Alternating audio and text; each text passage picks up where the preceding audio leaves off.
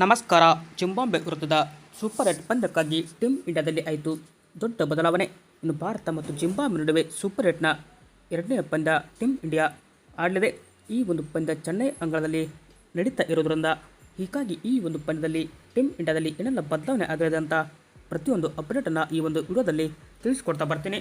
ಆದ್ದರಿಂದ ದಯವಿಟ್ಟು ನೀವೇನಾದರೂ ಇನ್ನೂ ನಮ್ಮ ಒಂದು ಯೂಟ್ಯೂಬ್ ಚಾನಲ್ಗೆ ಸಬ್ಸ್ಕ್ರೈಬ್ ಆಗಿಲ್ಲ ಅಂದರೆ ಈ ಕೂಡಲೇ ಸಬ್ಸ್ಕ್ರೈಬ್ ಆಗಿ. ಹಾಗೆಯೇ ನೀವು ಟೀಮ್ ಇಂಡಿಯಾ ಜಿಂಬಾಬ್ವೆ ವಿರುದ್ಧ ಸೂಪರ್ 8ನ ಎರಡನೇ ಪಂದ್ಯದಲ್ಲಿ ಜಯ ಗಳಿಸುತ್ತೋ ಇಲ್ಲೋ ಎಂಬ ನಿಮ್ಮ ಅನಿಸಿಕೆಯನ್ನು ಕೂಡ ತಪ್ಪದೆ ಈ ಕೂಡಲೇ ಕಮೆಂಟ್ ಬಾಕ್ಸಲ್ಲಿ ಕಮೆಂಟ್ ಮಾಡಿ. ಹಾಗೆ ನೀವು ವಿಡಿಯೋ ಇಷ್ಟ ಆದರೆ ಒಂದು ಲೈಕ್ ಮಾಡಿ. ಇನ್ನು ಸೂಪರ್ 8ನ ಮೊದಲ ಪಂದ್ಯದಲ್ಲಿ ಭಾರತ ಸೌತ್ ಆಫ್ರಿಕಾ ವಿರುದ್ಧ ಅಹಮದಾಬಾದ್ನ ನರೇಂದ್ರ ಮೋದಿ ಕ್ರೀಡಾಂಗಣದಲ್ಲಿ ಈ ಒಂದು ಪಂದ್ಯ ನಡೆದಿತ್ತು. ಈ ಒಂದು ಪಂದ್ಯದಲ್ಲಿ ಭಾರತ ತಂಡ 76 ರನ್ಗಳ ಹೀನಾಯ ಸೋಲನ್ನು ಅನುಭವಿಸಿದರೆ ಇತ್ತ ಎರಡನೆಯ ಪಂದ್ಯವನ್ನು ಇದೇ ಫೆಬ್ರವರಿ 26ರಂದು ಚೆನ್ನೈನ ಚಿದಂಬರಂ ಕ್ರೀಡಾಂಗಣದಲ್ಲಿ ಆಡಲಿದ್ದು ಈ ಒಂದು ಪಂದ್ಯಕ್ಕಾಗಿ ಟೀಮ್ ಇಂಡಿಯಾದಲ್ಲಿ ದೊಡ್ಡ ಬದಲಾವಣೆ ಆಗುವ ಸಾಧ್ಯತೆ ಇದೆ. ತಂಡದಲ್ಲಿ 2 ಬದಲಾವಣೆಯಾದರೂ ಖಚಿತ ಅಂತಲೇ ಇಲ್ಲಿ ನಾವು ಹೇಳ್ಬೋದು.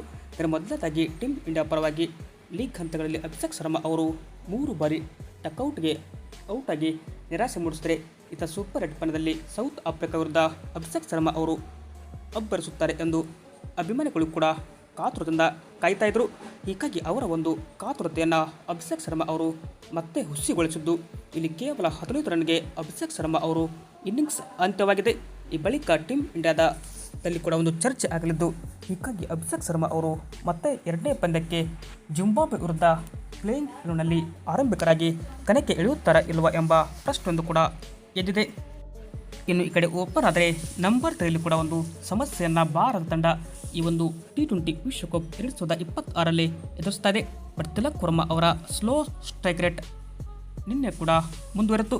ಹೀಗಾಗಿ ಕೇವಲ 1 ರನ್ಗೆ ಔಟ್ ಆಗುವ ಮುಖಾಂತರ ಮತ್ತೊಮ್ಮೆ ನಂಬರ್ 3ರಲ್ಲಿ ನಿರಾಸೆ ಮೂಡಿಸಿದರೆ ಇತ್ತ ನಂಬರ್ 3ಗಾಗಿ ಮತ್ತೊಬ್ಬ ಬ್ಯಾಟರ್ನ ಹುಡುಕಾಟದಲ್ಲಿ ಟೀಮ್ ಇಂಡಿಯಾ ಇದೆ. ಬಟ್ ಇದು ಏನಪ್ಪ ಅಂದರೆ ಟೀಮ್ ಇಂಡಿಯಾಗೆ ವರದಾನ ಕೂಡ ಆಗ್ಬೋದು. ಯಾಕೆಂದರೆ ವಿಕೆಟ್ ಕೀಪರ್ ಕಮ್ ಬ್ಯಾಟ್ಸ್ಮನ್ ಅಂತಲೇ ಇಲ್ಲಿ ಹೇಳ್ಬೋದು. ಯಾರಪ್ಪ ಅಂದರೆ ಸಂಜು ಸ್ಯಾಮ್ಸನ್ ಅವರನ್ನು ಕರೆತರುವ ಪ್ಲ್ಯಾನ್ ಮಾಡಲಾಗಿದೆ ಅಂತ ಮೊದಲ ವಿಡಿಯೋದಲ್ಲಿ ಕೂಡ ನಾವು ಹೇಳಿದ್ವಿ. ಬಟ್ ಸೌತ್ ಆಫ್ರಿಕಾ ವಿರುದ್ಧ ನೇರವಾಗಿ ನಾವು ತಿಲಕ್ ವರ್ಮಾ ಅವ್ರ ಕಡೆ ಹೋಗ್ತೀವಂತ ಮ್ಯಾನೇಜ್ಮೆಂಟ್ ಹೋಗಿ ತಿಲಕ್ ವರ್ಮಾ ಅವರಿಗೆ ಬ್ಯಾಟ್ ಮಾಡಿತ್ತು.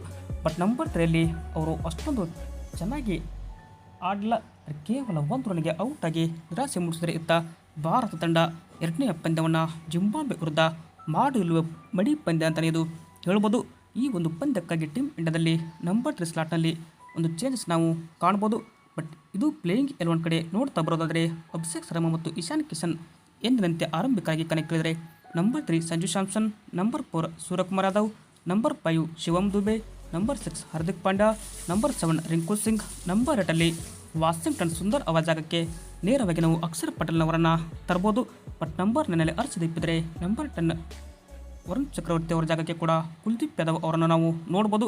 But Varun Chakravarthy South Africa ವಿರುದ್ಧ ಪಂದ್ಯದಲ್ಲಿ ತುಂಬಾ ದುಬಾರಿ ಬೌಲರ್ ಆಗಿ ಹೊರಹೊಮ್ಮಿದ್ರು. ಈ ಮೂಲಕ ವರುಣ್ ಅವರ ಜಾಗಕ್ಕೆ ಕುಲ್ದೀಪ್ ಯಾದವ್ ಅವರನ್ನು ತಂದರೂ ಕೂಡ ಆಶ್ಚರ್ಯ ಇಲ್ಲ. ಜಸ್ಪ್ರೀತ್ ಬುಮ್ರಾ ಎಂದಿನಂತೆ ನಮ್ಮ ತಂಡದ ಕೀ ಬೌಲರ್ ಆಗಲಿದ್ದಾರೆ. ಇದು ಭಾರತದ ಪ್ಲೇಯಿಂಗ್ 11 ಜಿಂಬಾಬ್ವೆ ವಿರುದ್ಧ ಆಗಲಿದೆ. ನಿಮ್ಮ ಪ್ರಕಾರ ಟೀಮ್ ಇಂಡಿಯಾ ಪ್ಲೇಯಿಂಗ್ 11ನಲ್ಲಿ ಏನೆಲ್ಲ ಬದಲಾವಣೆ ಆಗಬೇಕಂತ ಕಮೆಂಟ್ ಬಾಕ್ಸಲ್ಲಿ ಕಮೆಂಟ್ ಮಾಡಿ. Thank you.